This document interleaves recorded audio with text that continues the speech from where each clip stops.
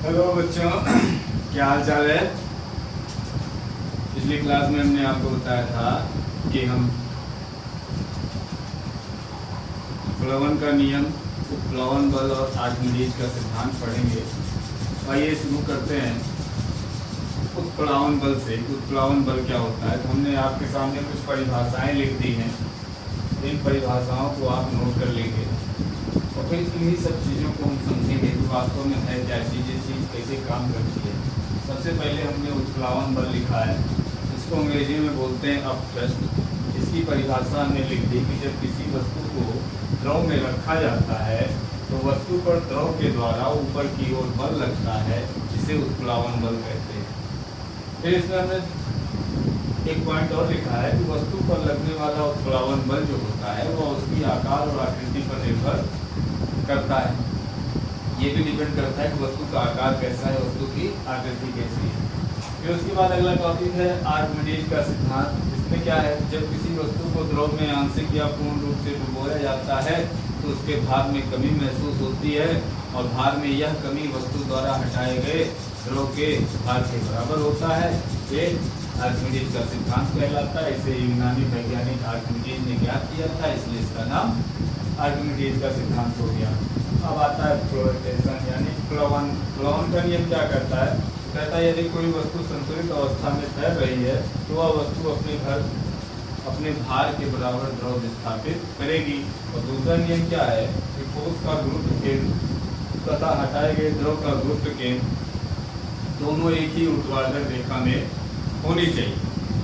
और वस्तु के तैरने के 3 नियम हैं, जैसे W is greater than W1 तो वस्तु डूब जाएगी। W अगर W1 के बराबर है तो पूर्णतः डूबी हुई तैरती रहेगी। अगर W1 से छोटा है तो वस्तु द्रव की सतह पर तैरती रहेगी। अब W और W1 क्या है, तो W है वस्तु का भार और W1 क्या है, वस्तु द्वारा हटाए गए पानी का भार।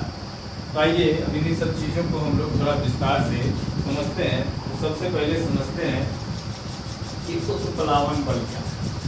उत्प्लावन बल क्या है, इसको अंग्रेजी में हम बोलते हैं अपथ्रस्ट। एक उदाहरण से हम समझते हैं।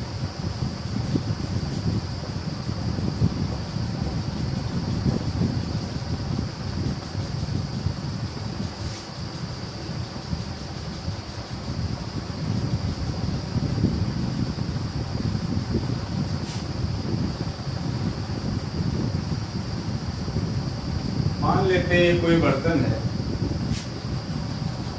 इसमें पूरा ऊपर तक पानी भरा हुआ है। इसमें पूरा ऊपर तक पानी भरा हुआ है। इसमें हम लोहे की 1 मीटर, इसमें हम लोहे की एक गुटका, लोहे का एक गुटका डुबोते हैं और मानते हैं जो इसका आयतन है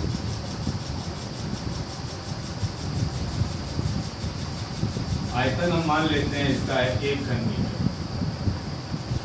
कितना है, 1 घन मीटर। यानी ये जो लोहे का गुटका है वो 1 मीटर लंबा है, 1 मीटर चौड़ा है और 1 मीटर ऊंचा है। अब आप जानते हैं कि जब भी हम पानी में किसी चीज़ को डुबोते हैं तो पानी, अगर ये पूरा भरा हुआ है बर्तन तो क्या होगा, पानी इसके बाहर निकलेगा। हम इसको एक बड़े से बर्तन में अगर हम ऐसे करके रख दें तो क्या होगा, इसके अंदर से पानी ऐसे बाहर चारों तरफ निकलेगा और यहाँ जमा हो जाएगा। अब अगर हम इस पानी का आयतन नापें,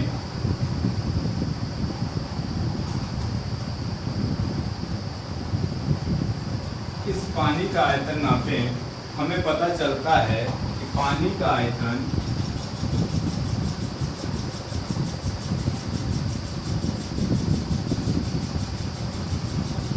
बराबर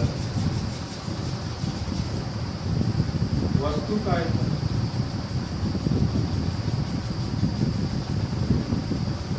पानी का आयतन बराबर वस्तु का आयतन। हमने क्या देखा, हमने देखा कि एक कोई बर्तन है जिसमें पूरा पानी भरा हुआ है, उसमें हमने लोहे का गुटका एक डाल दिया जिसका आयतन था 1 घन मीटर। अब क्या करता है, जब उससे जितना पानी बाहर निकालता है, उस पानी को अगर हमने मापा तौला, तो ये उसका आयतन अगर हमने नापा तो क्या देखते हैं कि जो पानी बाहर निकला था उसका आयतन और वस्तु का आयतन बराबर। तो इससे हमें क्या समझ में आता है, इससे हमें एक सिद्धांत मिल गया। ये द्रव का गुण कहता है कि यदि किसी द्रव में कोई वस्तु डुबो दी जाती है, पूर्ण रूप से डुबो दी जाती है, तो आप लिखेंगे द्रव में किसी वस्तु को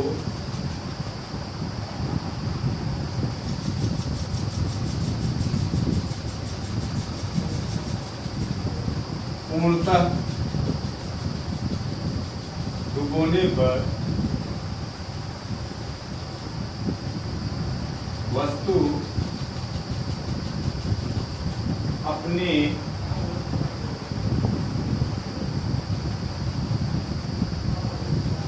आयतन के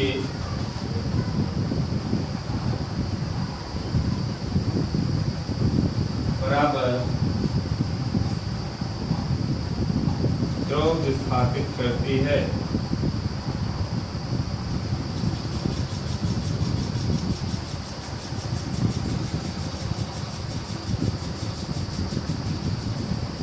एक बहुत ही महत्वपूर्ण गुण है, आप इसको याद रखिएगा। क्या कहा कि द्रव में किसी वस्तु को पूर्णतः डुबो दिया जाए तो वो वस्तु जितना उस वस्तु का आयतन होगा वो अपने आयतन के बराबर द्रव को विस्थापित कर देगी, यानी अपनी जगह से हटा देगी। वास्तव में क्या है, देखिए अगर हमने ऐसे बर्तन लिया और इस पर ऊपर तक पानी हमने भर दिया, ऊपर तक हमने ये पूरा एकदम लबालब पानी से भरा हुआ है, तो हम कह सकते हैं कि जो इस बर्तन का आयतन है वही इस पानी का आयतन है। अब इसमें थोड़ी सी भी पानी रखने की जगह नहीं। अब ऐसे में हम अगर कोई वस्तु इसके अंदर डाल दें जो कि डूब जाएगी, तो ये वस्तु क्या करेगा, जितनी इस वस्तु की आयतन होगी, आयतन क्या होता है हमने पिछले क्लास में आपको बताया था कि जो स्थान घेरे, जो वस्तु जितना संपूर्ण स्थान जितना घेरता है वही क्या कहलाता है, आयतन कहलाता है। यानी सतह से और हवा में दोनों मिलाकर के संपूर्ण स्थान जितना घेरता है वो क्या कहलाता है, आयतन कहलाता है। तो हम मान लेते हैं ये जो वस्तु है कुछ इस टाइप की थी, इस टाइप की थी। अब ये जितना इसका आयतन होगा इतनी दूर के पानी की जगह पर तो ये खुद आकर के बैठ गया, इतनी दूर जितनी दूर पानी था उसकी जगह पर ये खुद आके बैठ गया। तो कितनी दूर का पानी अब जाएगा कहाँ, क्योंकि बर्तन में तो और कोई जगह है नहीं, बर्तन में कोई और जगह नहीं है, तो ये इस साइड से और इस साइड से पानी बाहर निकल जाएगा। लेकिन कितना बाहर निकलेगा, ठीक उतना ही बाहर निकलेगा जितना इस वस्तु का आयतन है। तो बात समझ में आ गई। पहला नियम कहता है यदि किसी वस्तु को द्रव में पूर्ण रूप में डुबा दिया जाए तो वह अपने आयतन के बराबर द्रव को विस्थापित करेगी। अब आते हैं, अब हमने कहा था कि उत्प्लावन बल क्या होता है। उत्प्लावन बल को अंग्रेजी में कहते हैं अपथ्रस्ट। क्या कहते हैं, अपथ्रस्ट, यानी ऊपर की तरफ लगने वाला बल। हमने आपको परिभाषा लिखवा दिया, तो आप सीधा सीधा आप कह सकते हैं उत्प्लावन बल को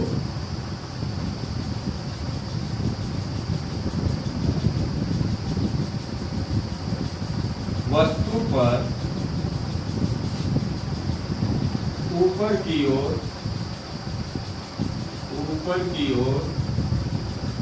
द्रव के द्वारा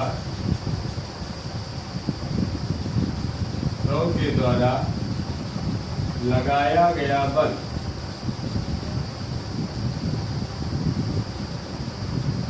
वस्तु पर ऊपर की ओर द्रव के द्वारा लगाया गया बल क्या कहलाता है, उत्प्लावन बल कहलाता है।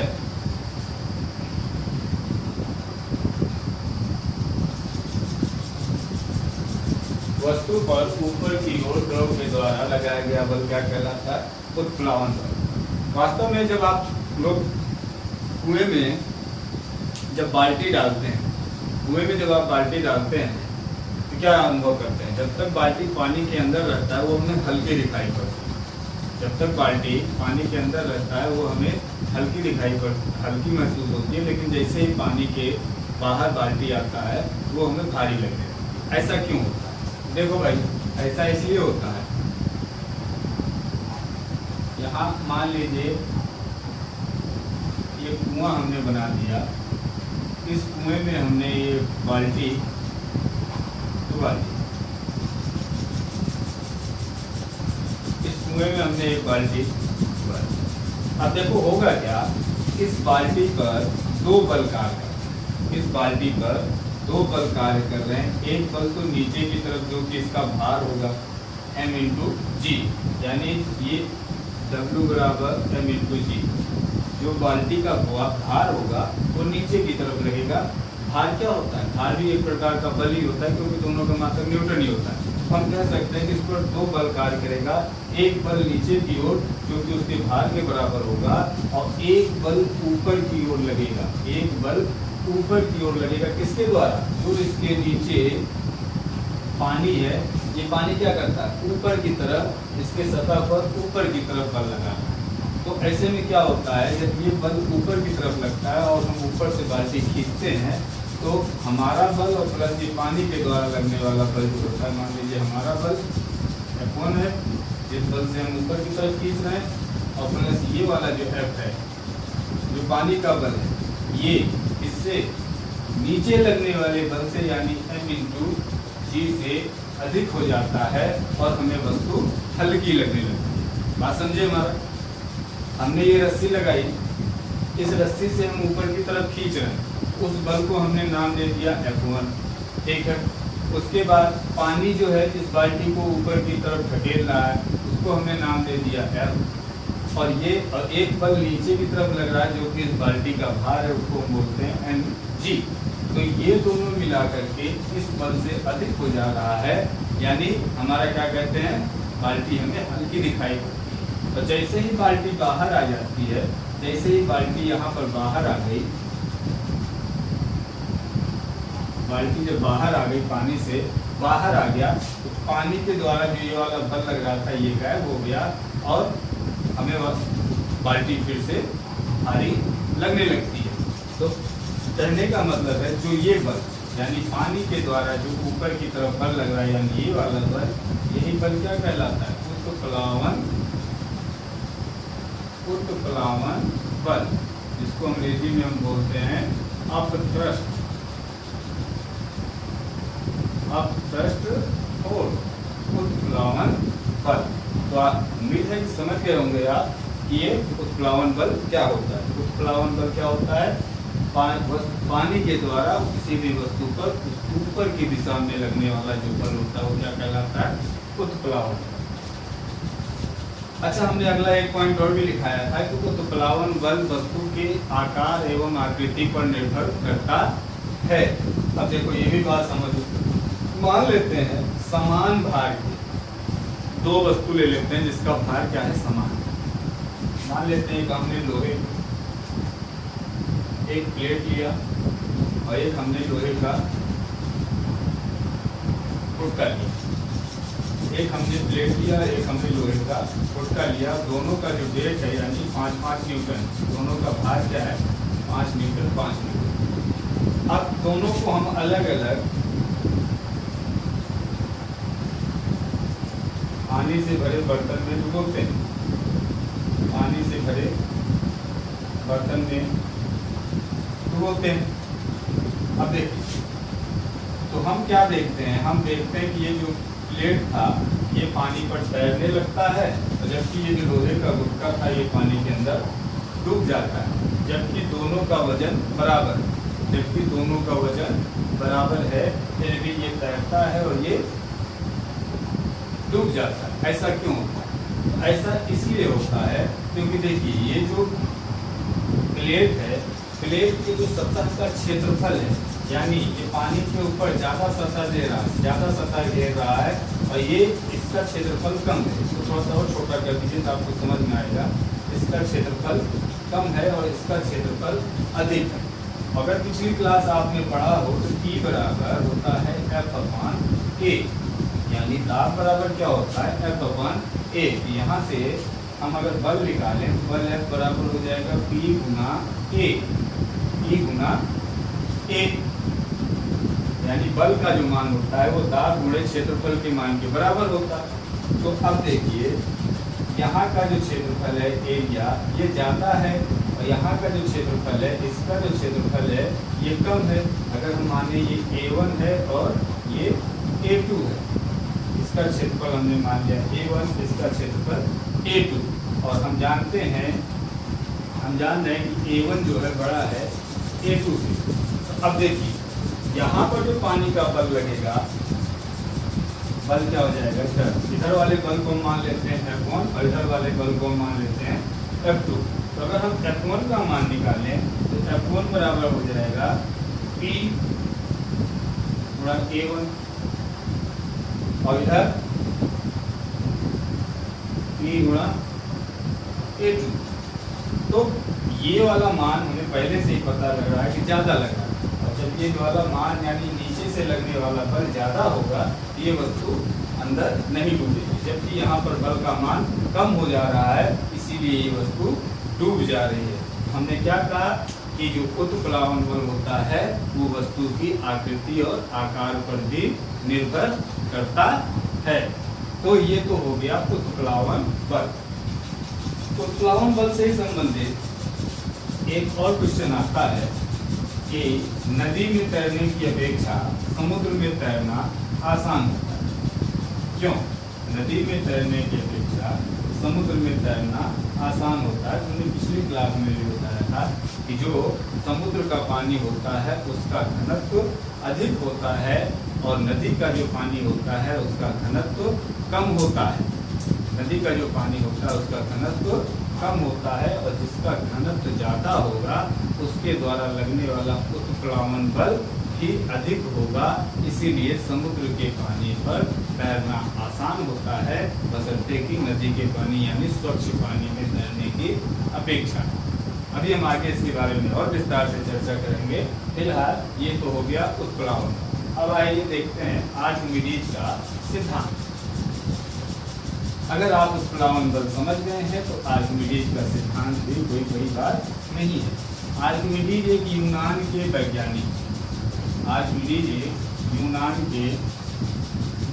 थे।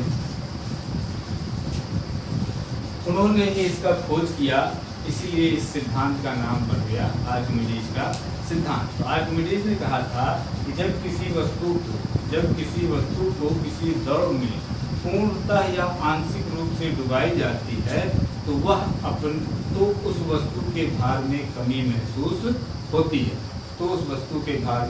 कमी महसूस होती है। और भार में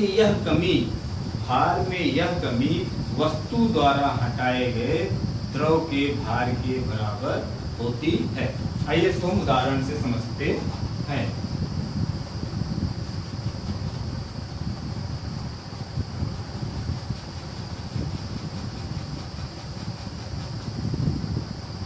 एक बर्तन हमने ले लिया,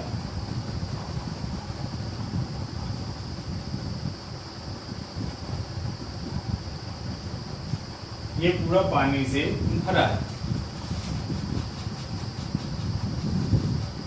एक गुटका हमने लोहे का गुटका ले लिया और इसको हमने स्प्रिंग तुला से जोड़ दिया। स्प्रिंग तुला जानते होंगे, ऐसे ऐसे ऐसे यहाँ पर एक कांटा लगा होता है, मान लीजिए 12, 1, 2, 3, 4, 5, 6, 7, 8 ऐसे ऐसे घड़ी के सुइयों जैसा लगा होता है। ये मान लीजिए सुई, अब ये इस समय 5 पर दिखा रहा है, यानी इस समय इसका जो वजन है वो है 5 न्यूटन। अभी हवा में इस वस्तु का भार कितना है? 5 न्यूटन। अब हम क्या करते हैं, इसको ऐसे ही जोड़ करके इस वस्तु को पानी में ऐसे हमने डुबा दिया। तो अब हम देखते हैं कि इसका कांटा हो गया 3 पर आ गया। पहले कितने पर था? 5 पर था, अब कितने पर आ गया? 3 पर, यानी हमें कितना दिख रहा है? 3 न्यूटन। पहले कितना था? हवा में जब हमने इसको तौला तो 5 न्यूटन आया। फिर क्या कहते हैं, जब इसको हमने पानी में डुबा के तौला तो इसका भार कितना आया? 3 न्यूटन, यानी 2 न्यूटन घट गया। अब जब देखो ये पूरा पानी से लबालब भरा हुआ है, जैसे ही गुटका हम इसके अंदर डालेंगे इससे पानी बाहर की तरफ निकलेगा। जो पानी बाहर की तरफ निकलेगा उसको आप एक बर्तन में इकट्ठा कर लीजिए। अब जब इस बर्तन में आपने इकट्ठा कर लिया और इस पानी का भार अगर आप मापेंगे, पानी का भार अगर इस पानी का वेट आप नापेंगे तो पानी का भार आ जाएगा 2 न्यूटन। कितना आ जाएगा? 2 न्यूटन। यानी देखिए, पानी में डुबोने से पहले हवा में वस्तु का भार कितना था? 5 न्यूटन था। पानी में हमने डुबा दिया तब हमने उसका भार नापा, कितना आया? 3 न्यूटन। यानी कितने की कमी आ गई? 2 न्यूटन की कमी आ गई। हमने देखा जब वस्तु हमने डुबाया जितना पानी बाहर निकला, जितना पानी बाहर निकला यानी जितना द्रव विस्थापित हुआ, जितने द्रव को इसने हटाया, अगर हमने उतने द्रव को, उतने पानी को फिर से वजन किया तो कितना निकला? 2 न्यूटन के बराबर निकला। और यही प्रयोग करके आर्किमिडीज ने यह सिद्धांत बना दिया कि जब किसी वस्तु को किसी द्रव में पूर्णतः या आंशिक रूप से डुबाते हैं तो वह वस्तु अपने भार के बराबर द्रव विस्थापित जब हम किसी वस्तु को द्रव में पूर्णतः या आंशिक रूप में डुबाते हैं तो उस वस्तु के भार में कमी महसूस होती है। उस वस्तु के भार में कमी महसूस होती है और वस्तु के भार में यह कमी वस्तु द्वारा हटाए गए द्रव के भार के बराबर होता है। बात समझ गए आप? ये था आर्किमिडीज का सिद्धांत। उम्मीद है कि आपको आर्किमिडीज का सिद्धांत समझ में आया होगा। इससे संबंधित क्वेश्चंस भी आते हैं तो आगे हम और डिस्कस करेंगे। अभी इसके आगे हम डिस्कस करने जा रहे हैं प्लवन का नियम। प्लवन का नियम क्या कहता है?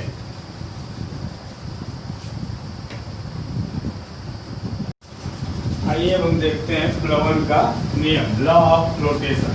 Law of flotation.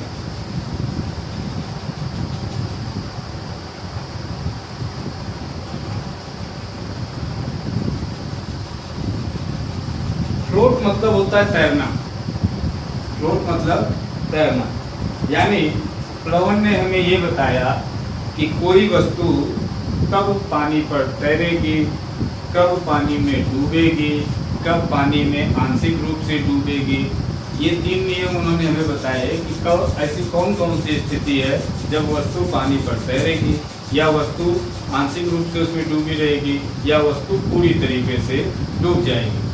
तो हमने प्लवन के नियम में लिखवाया था, आप देखेंगे तो उसमें लिखवाया था हमने संतुलन की अवस्था में वस्तु के तैरने पर, यानी जब वस्तु पानी पर तैरती है तो वह अपने आयतन के बराबर या अपने भार के बराबर द्रव को विस्थापित करती है। यानी जब वस्तु अपने भार के बराबर पानी को हटाएगी तो उस कंडीशन में वस्तु पानी पर तैरेगी। और दूसरा हमने नियम बताया था कि ठोस के गुरुत्व केंद्र पर लगने वाला बल और वस्तु के द्वारा हटाए गए द्रव के गुरुत्व केंद्र दोनों एक ही सीधी रेखा में, ऊर्ध्वाधर रेखा में होनी चाहिए। तो आइए देखते हैं। जैसे मानते हैं, पहली कंडीशन हम लेते हैं,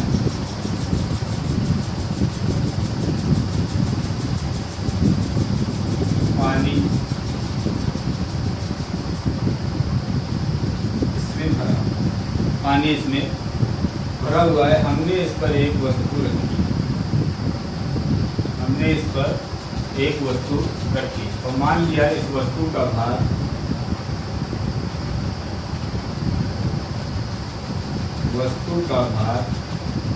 है W। अब जैसे ही हम इस वस्तु को इस पानी के ऊपर रखेंगे तो जितना इस वस्तु का भार होगा वो अपने भार के बराबर पानी का भार हटाएगी, अपने भार के बराबर पानी हटाएगी। तो हम मान लेते हैं विस्थापित पानी का भार, यानी हटाए गए पानी का भार, विस्थापित पानी या द्रव का भार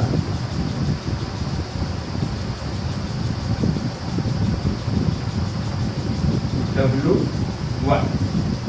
विस्थापित हटाए गए वस्तु का भार हमने मान लिया W, और जो वस्तु द्वारा हटाया गया पानी है उसका भार हमने मान लिया W1।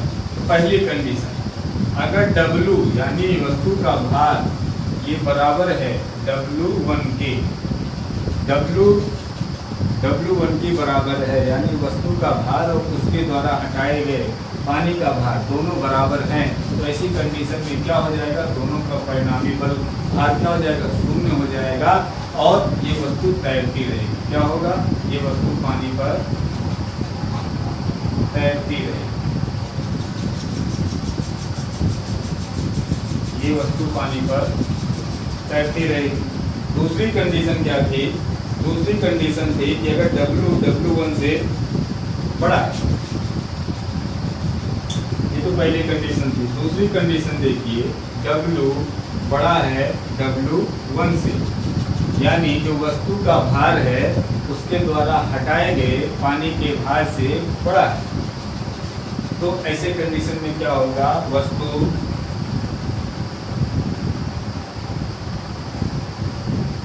डूब जाएगी,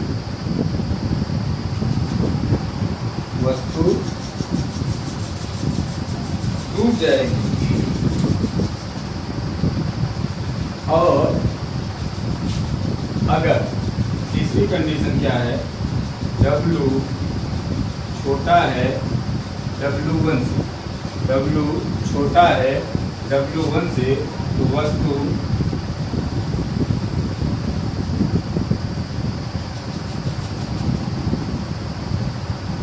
आंशिक रूप से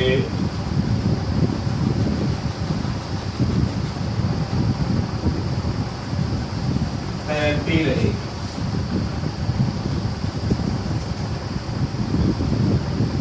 वस्तु आंशिक रूप से तैरती रहेगी। ये हमने तीन कंडीशन बताई। अब आप समझिए इस बात, W क्या होता है, हमने बताया W बराबर होता है m इंटू जी, m इंटू जी। इसका मात्रक क्या होता है, न्यूटन होता है, यानी W भी यानी भार भी एक प्रकार का बल होता है, भार भी एक प्रकार का बल होता है। अब देखिए पहली कंडीशन, W बराबर W1, तो मान लेते हैं कि ये जो वस्तु है नीचे की तरफ 5 न्यूटन का फोर्स लगा रही है, 5 न्यूटन का फोर्स लगा रही है, नीचे की तरफ कितने न्यूटन का फोर्स लगा रही है, 5 न्यूटन का, और पानी जो है इस पर ऊपर की तरफ भी 5 न्यूटन का फोर्स लगा रही है। ऐसी कंडीशन में दोनों बल बराबर हो जाएंगे, या इसका उल्टा भी आप कह सकते हैं कि ऐसी कंडीशन में दोनों का भार बराबर हो जाएगा, यानी हटाए गए द्रव का भार और वस्तु का भार दोनों बराबर हो जाएगा। तो जब दोनों बराबर हो जाएगा तो ना इसको ये इधर जाने देगा, ना ये इसको ऊपर उठा पाएगा, और ऐसी कंडीशन में वस्तु तैरती रहेगी। दूसरी कंडीशन क्या कहता है, अगर मान लेते हैं ये 6 न्यूटन हो गया, ये 6 न्यूटन हो गया और ये नीचे वाला 5 न्यूटन ही रह गया, ये नीचे वाला 5 न्यूटन ही रह गया, यानी नीचे वाला जो बल है जो नीचे से ऊपर की तरफ लग रहा है वो कम पड़ गया और ऊपर वाला बल ज़्यादा हो गया। ये क्या होगा, नीचे की तरफ ऐसे डूबने लगेगा। और हमने क्या कहा कि जब W बड़ा हो W1 से तो क्या होगा, वस्तु डूब जाएगी। तीसरी कंडीशन हम देखिए, जब W इससे छोटा है, जब W इससे छोटा है, मान लेते हैं इसको हम बदल देते हैं, ये 6 न्यूटन हो गया, ये कितना हो गया, 5 न्यूटन हो गया, ये 6 न्यूटन हो गया और ये 5 न्यूटन हो गया, यानी नीचे वाला ज़्यादा हो गया, ऊपर वाला कम हो गया। तो ऐसी कंडीशन में क्या होगा, ऐसी कंडीशन में होगा कि वस्तु का कुछ भाग पानी में ऐसे डूब जाएगा और कुछ भाग पानी के ऊपर रहेगा। यही तीनों नियम प्लवन के नियम कहलाते हैं, यही तीनों नियम प्लवन के नियम कहलाते हैं, जो कि हमने आपको लिखवा भी दिया और समझा भी दिया। कुछ नहीं, बस आपको समझना है कि जो वस्तु है इसको हम पानी में डुबा रहे हैं, अगर वो ज़्यादा भारी है, नीचे से पानी के द्वारा लगने वाले बल से इस वस्तु के द्वारा लगने वाला बल ज़्यादा बड़ा है तो वस्तु डूब जाएगी।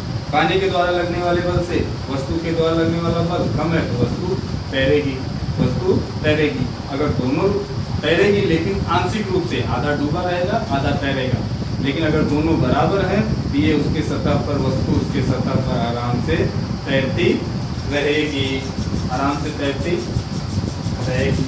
अब देखिए और भी कुछ चीज़ों पर निर्भर करता है, जैसे बहुत बार ये क्वेश्चन पूछा जाता है कि जो तेल की बूंद होती है,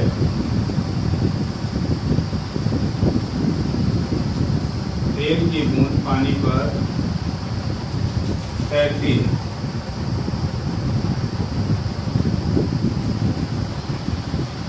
तेल की बूंद पानी पर तैरती है, या बर्फ जो होता है वो पानी पर तैरता है। तो ये क्या होता है भाई, देखिए तैरने का जो नियम, हम एक चीज आप जानते हैं, हमने पिछले क्लास में बताया था, घनत्व बराबर होता है द्रव्यमान बटा आयतन। द्रव्यमान बटा आयतन। घनत्व बराबर क्या होता है, द्रव्यमान बटा आयतन। घनत्व को हम d से लिखते हैं, द्रव्यमान को हम m से लिखते हैं और आयतन को हम b से लिखते हैं। यानी m बराबर हम लिख सकते हैं d गुना b, d गुना b। यानी द्रव्यमान बराबर हम लिख सकते हैं घनत्व गुणे आयतन। अब आओ समझते हैं, इसी नियम से समझ लेते हैं कौन सी वस्तु तैरेगी, कौन सी वस्तु डूब जाएगी।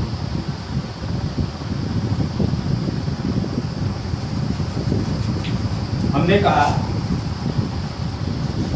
ये वस्तु, हमने इस पर W, इसका वेट जो है W है, वो किधर की तरफ लग रहा है, नीचे की तरफ।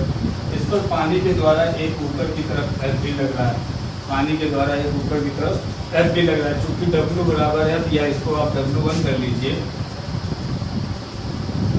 तो ये क्या हो गया, ऐसी कंडीशन में ये तैर रही है, यानी W बराबर W1। अब W को हम लिख सकते हैं m इंटू जी, और इधर भी m इंटू जी। m क्या है, m है द्रव्यमान, और द्रव्यमान को हम लिख सकते हैं b गुणा d गुणा g, उधर भी b गुणा d गुणा g। b क्या है, आयतन है, d क्या है, घनत्व है।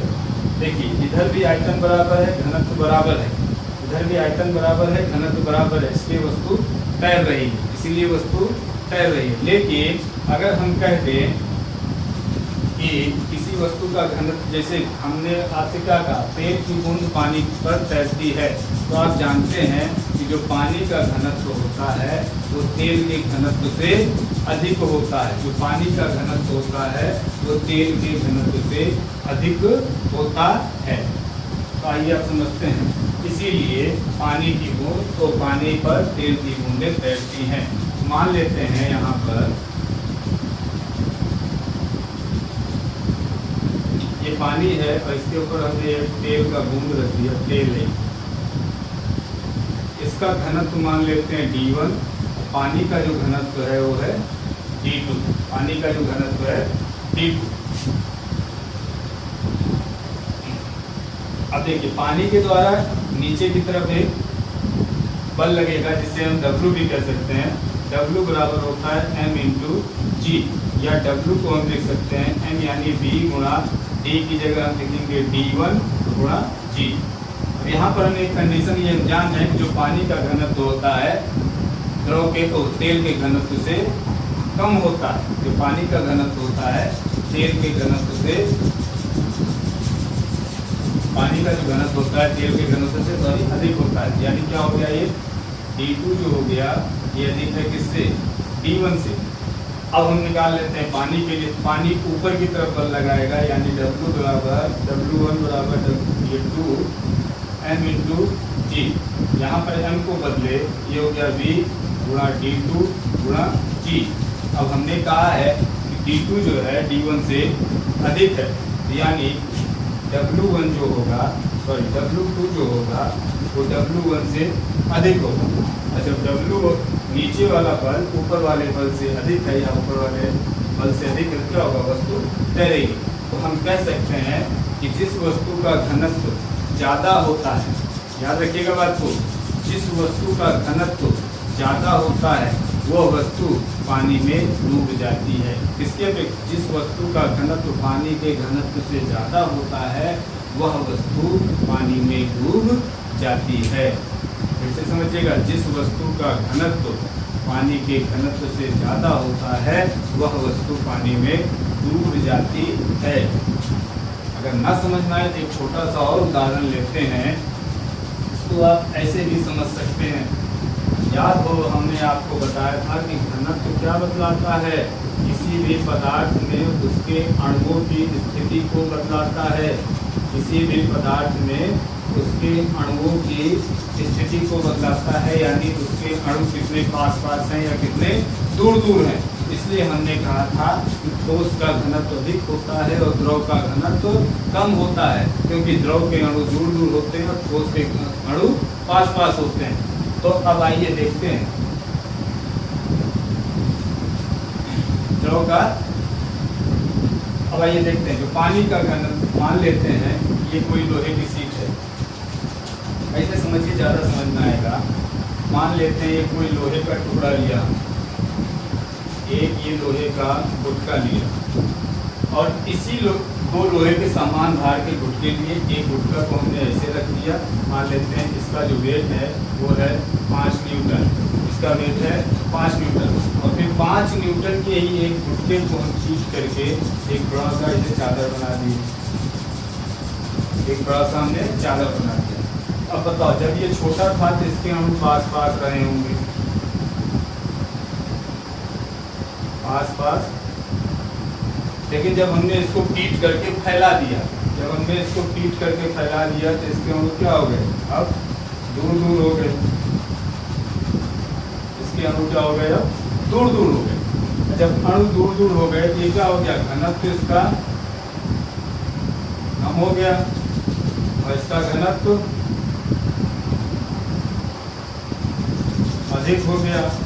जब हम पानी में इस गुटके को डालेंगे, इस गुटके को, ये गुटका डूब जाएगा, लेकिन जब हम पानी में इस गुटके को डालेंगे, ये गुटका चूंकि अब इसका घनत्व कम हो गया, ये पानी पर तैरता रहेगा। बात समझे आप कि जिस वस्तु का घनत्व पानी के घनत्व से अधिक हो जाता है वह वस्तु पानी में डूब जाती है, और जिस वस्तु का घनत्व पानी के घनत्व से कम हो जाता है वह वस्तु पानी के ऊपर तैरती रहती है। तो हम कह सकते हैं जो तेल की बूंदें होती हैं उसका घनत्व पानी के घनत्व से कम होता है, इसीलिए वह पानी पर तैरती रहती है। अगला कंडीशन, अब यहाँ पर आपको ये बातें आसानी समझ में आ जाएंगी कि समुद्र के पानी में तैरना आसान क्यों हो जाता है, क्योंकि समुद्र के पानी का जो घनत्व होता है वो सामान्य पानी की अपेक्षा और अधिक होता है, इसलिए वह ऊपर की तरफ और ज़्यादा बल लगाती है, जिससे मनुष्यों को या आदमियों को तैरने में आसानी होती है। तो ये तो था प्लवन का नियम। एक चीज़ और जान लीजिए, कुछ महत्वपूर्ण बातें। घनत्व, एक क्वेश्चन और आता है, यदि हम बर्फ को पानी में डालें तो क्या होगा? आप देखते हैं जब बर्फ को हम पानी में डालते हैं तो बर्फ पानी पर तैरता रहता है, और भी हमने कुछ देर पहले बताया था कि ठोस का घनत्व अधिक होता है और द्रव का घनत्व कम होता है। तो बर्फ क्या है, बर्फ एक ठोस है, बर्फ एक ठोस अवस्था है, लेकिन फिर भी पानी पर तैरता रहता है। जबकि हमने बताया कि जिसका घनत्व पानी के घनत्व से अधिक होगा वो डूब जाएगा, और बर्फ ठोस के रूप में है, ठोस का घनत्व अधिक होता है, उसको तो डूब जाना चाहिए, लेकिन ऐसा नहीं है। पानी के साथ एक विशेष केस होता है जो कि आप याद रख लेंगे, हम नोट भी करा लेते हैं। पानी का, आप नोट कर लीजिएगा, पानी का 4 डिग्री सेल्सियस पर घनत्व सबसे अधिक होता है, सबसे अधिक। ये एक अपवाद है कि बर्फ ठोस होते हुए भी पानी पर तैरती है, वो इसलिए होता है क्योंकि पानी का 4 डिग्री सेल्सियस पर घनत्व सबसे अधिक होता है। और आप जानते हो कि जब 0 डिग्री सेल्सियस से तापमान नीचे गिरने लगता है तब पानी जमना शुरू कर देता है, यानी 1 डिग्री सेल्सियस से नीचे 0 डिग्री सेल्सियस पर पानी जमना शुरू कर देता है। इसका मतलब अगर 0 डिग्री सेल्सियस है, 0 डिग्री सेल्सियस पर पानी का घनत्व जो कि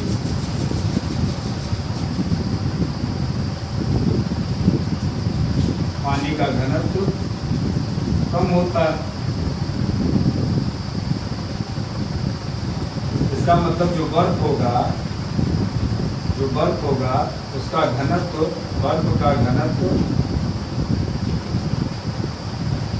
का घनत्व पानी के घनत्व से कम होता है। बर्फ का घनत्व पानी के घनत्व से कम होता है, इसीलिए बर्फ जो होती है वो पानी के ऊपर तैरती रहती है। ये बात आपको समझ में आ गई होगी। एक क्वेश्चन और आपसे पूछा जाता है, बड़ा ध्यान दीजिएगा कि पानी के घनत्व के संबंध में ही, तो आप कहेंगे कि पानी का घनत्व होता है 0 डिग्री सेल्सियस से 4 डिग्री सेल्सियस तक बढ़ता है।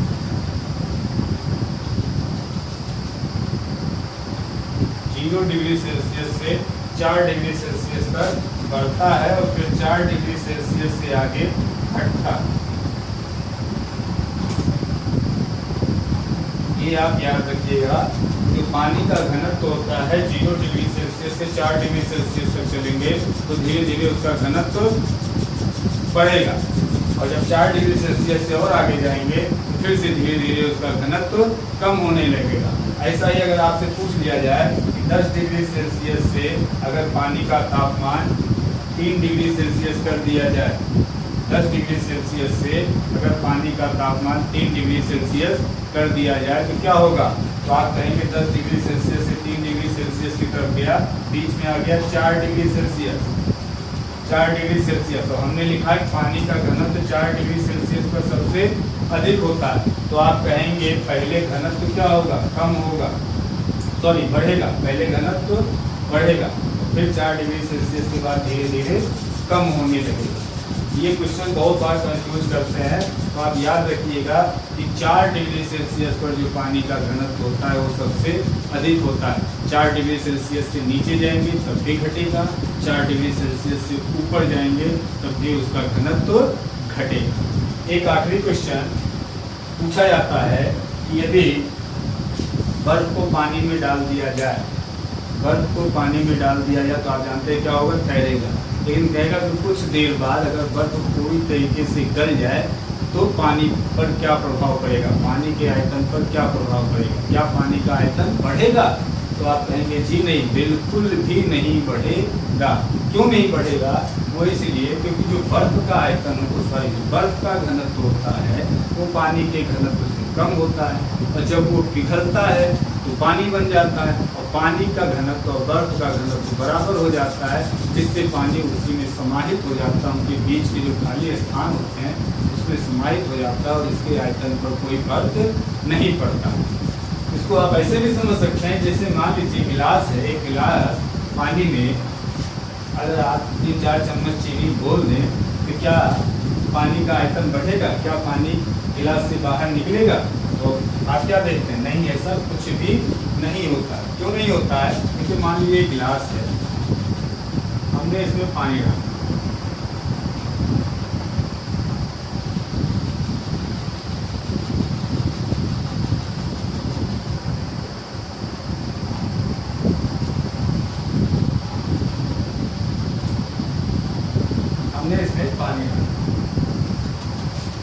अब आप जानते हैं पानी द्रव है, द्रव के अणु दूर दूर होते हैं ठोसों की अपेक्षा। द्रव के अणु क्या होते हैं? ठोसों की अपेक्षा दूर दूर होते हैं। जब हम इसमें चीनी डालते हैं, चीनी क्या है? ठोस है, और चीनी जल में विलेय है, यानी जल में घुल जाता है। चीनी क्या है? ठोस है। जब हम इसमें चीनी डालते हैं तो देखिए इसके बीच में जो खाली स्थान पहले से ही मौजूद है, क्योंकि द्रव के अणुओं के बीच में खाली स्थान होते हैं। तो जब हम चीनी डालते हैं, ये चीनी इनके बीच के खाली स्थानों को जाकर के भर देता है, इनके बीच के खाली स्थानों को जाकर के भर देता है। इसीलिए पानी के आयतन पर कोई फर्क नहीं पड़ता है। पानी के आयतन पर कोई फर्क नहीं पड़ता, यानी पानी का लेवल नहीं बढ़ता। तो क्या ये हमेशा ऐसा रहेगा? नहीं, हमेशा ऐसा नहीं रहेगा। जब तक आप इसमें चीनी डालते रहोगे तब तक ऊपर नहीं बढ़ जाएगा, जब तक कि इनके बीच के सारे रिक्त स्थान भर न जाएं। जैसे ही पानी के अणुओं के बीच का सारा स्थान भर जाएगा चीनी के द्वारा, तो क्या होगा, उसके बाद अगर आप चीनी डालोगे, तब फिर पानी उस चीनी के भार के बराबर बाहर गिरने लगेगा। आर्किमिडीज के सिद्धांत के हिसाब से बात समझे हमारी। फिर से समझिए कि पानी जो होता है उसके अणुओं के बीच में गैप होता है, जगह होता है। ठोस की अपेक्षा जब हम उसमें चीनी डालते हैं या कोई विलेय पदार्थ डालते हैं जो उसमें घुल जाए, तो क्या करता है, वो विलेय पदार्थ पानी के रिक्त स्थानों के बीच में जाकर के बैठ जाता है, जिससे पानी के आयतन पर कोई फर्क नहीं पड़ता है। लेकिन ये तभी तक जब तक कि पानी के बीच के सारे स्थान भर न जाए। जैसे ही पानी के अणुओं के बीच के सारे स्थान पूर्ण रूप में भर जाते हैं, फिर उसके बाद आप थोड़ी सी भी चीनी में कुछ भी डालते हैं तो पानी का स्तर ऊपर उठने लगता है। तो ये था हमारा प्लवन का नियम, आर्किमिडीज का सिद्धांत और उत्प्लावन बल। उम्मीद है चीज़ें आपको समझ में आ रही होंगी। लॉकडाउन का पीरियड चल रहा है, पता नहीं कब तक चलेगा, स्कूल कब खुलेंगे इसकी कोई उम्मीद नहीं है। तो हमारी कोशिश यही है कि आप पढ़ाई से जुड़े रहें और जितने भी क्वेश्चंस, जितनी भी चीज़ें मैं वीडियो में बताता हूँ उसको बार बार देखें, ध्यान से समझने की कोशिश करें। और अगर किसी भी प्रकार की आप लोगों को समस्या होती है तो हमसे पर्सनल हमें कमेंट करके उससे संबंधित क्वेश्चंस आप पूछ सकते हैं। चलिए मिलते हैं नेक्स्ट वीडियो में एक नए टॉपिक के साथ। धन्यवाद।